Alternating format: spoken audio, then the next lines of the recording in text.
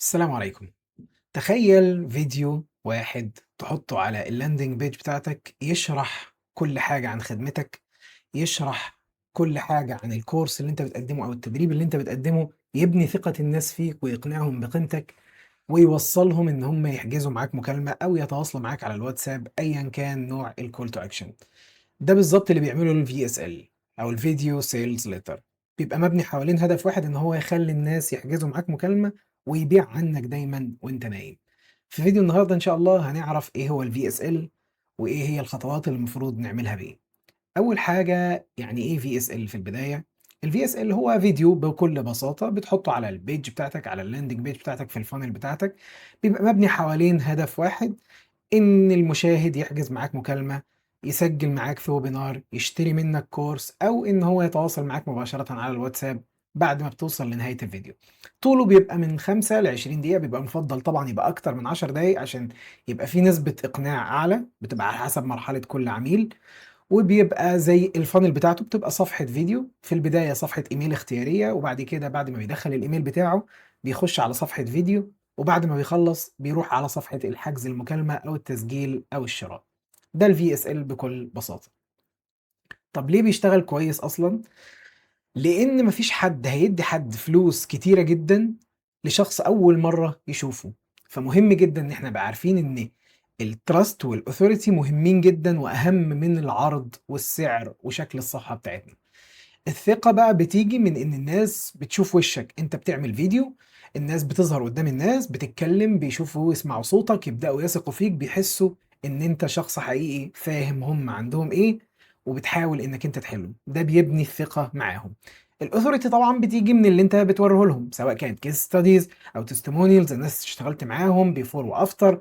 كل الكلام ده بيبني نوع من الاثوريتي او السلطه، بحيث ان هو يتاكد انك مش بس فاهم مشكلته، انك حلتها لناس شبهه قبل كده. فعشان كده هو بيشتغل بشكل كويس جدا، وبالذات زي ما احنا قلنا بيعلي التراست والاثوريتي. طب ليه المدربين والخبراء بيحبوا يشتغلوا بيه؟ هو حاجة مهمة جدا احنا بنحب نشتغل بيها، أساسية كفانل أساسية بتبقى أسيت موجودة عندك. هو ده اللي بيجيب لك المكالمات، بيسخن الناس بقى والكلام ده كله. طيب هو 3 حاجات ليه المدربين بيحبوا الفي اس ال. لان هو طبعا سكيلبل، انت بس بتعمل الفيديو مره وبتبدا انك انت تبعت عليه ترافيك. كل ما بتيجي تصرف مبلغ، المبلغ بيجيب لك مكالمه، قدرت تعرف ارقامك تضاعف المبلغ هتلاقي عدد المكالمات بيزيد. زي ما قلت لك في اول الفيديو، بيبيع عنك وانت نايم، فهو ما بينامش، هو بيفضل شغال. هو انت مش مره في السنه، انت ممكن تحدثه اكتر من مره على حسب تفاعل اليوزر معاك. وطبعا بيسخن الناس بدلك، بيخليهم بدل ما هم كولد عن طريق الاعلام بيجوا لك وهم يبقوا ورم، يقعدوا يتفرجوا على 10 دقائق 15 دقيقه 20 دقيقه عشان يفهم انت بتقدم ايه، ويبدا ان هو بدل ما يبقى كولد اودينس جاي من اعلان، لا هو دلوقتي بقى وورم اودينس وجاهز ان هو يحجز معاك مكالمه. لو بصينا على الارقام هنبص نلاقي متوسط تحويل الفي اس ال 12.7%، مقابل الصفحات اللي ما بيبقاش فيها في اس ال دي بتبقى نسبة التحويل فيها حوالي 4.8. يعني بيحول حوالي مرتين لثلاث مرات أضعاف الصفحات النصية. فهو عشان كده احنا بنحب نشتغل بيه، لأنه زي ما قلنا سكيلبل وشغال على طول، وبيخلي لك الاودينس بتوعك بدل ما هم كولد وورم. طب بيقنع المشاهد ازاي المشاهد بيتحرك فيه؟ اول حاجه ان الفي اس ال ده بيمشي بنفس الطريقه اللي انت بتقنع بيها في المكالمه بتاعتك البيعيه. لو انت مثلا بتتكلم مع حد، بتبقى في نمط او فريم ورك انت ماشي عليه في المكالمه او في الرسائل الواتساب، بحيث ان انت تبدا انك تقنع الناس اللي جايه تشتري منك قبل ما تشتري. في البداية بنسمي لهم الألم، يعني بنعرف إيه هي المشكلة بتاعتهم. يعني أنت لو بصيت أنت بتتكلم إزاي، بنسمي لهم الألم، بنشوف هم مشكلتهم إيه. وبعد كده بنبدأ إن إحنا نديهم حل، نقول لهم إن إحنا عندنا الحل للمشكلة اللي إحنا ذكرناها في أول الفيديو، وبعد كده بندي لهم إثبات إن إحنا نقدر نحل المشكلة دي زي ما حليناها مع ناس زيكم قبل كده. وبعد كده بنبدأ إن إحنا نديهم الأوفر عشان نرد على الاعتراضات بتاعتهم، ونوريهم ان احنا الحل بتاعنا هو الحل الانسب. بعد كده بنختم في اخر الفيديو بدعوة واضحة، اضغط على الزر اسفل الفيديو، او روح ابعت لي رسالة، احجز مكالمة، جاوب على الاسئلة. لازم يكون في خطوة عشان ما تسيبش الناس هي اللي تخمن، انت بتقول لهم يعملوا ايه بالظبط.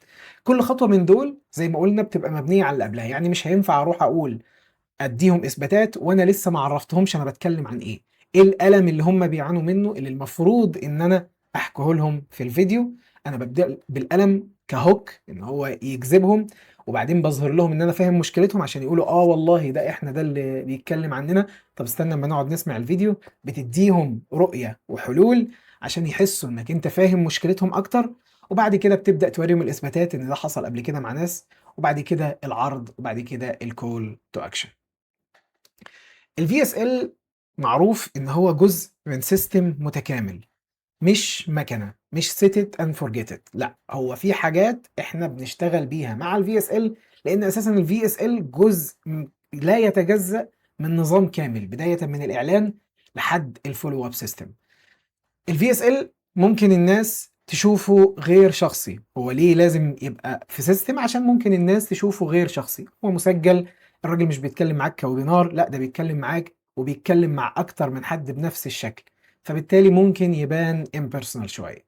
وبعدين بياخد وقت وفلوس عشان يتظبط. انت دلوقتي لما بتيجي تعمله بتبعت الناس عليه، تبدا تشوف الفيدباك، تبدا تشوف الناس بتقع منك فين وتحسن في الجزئيه اللي الناس بتقع فيها.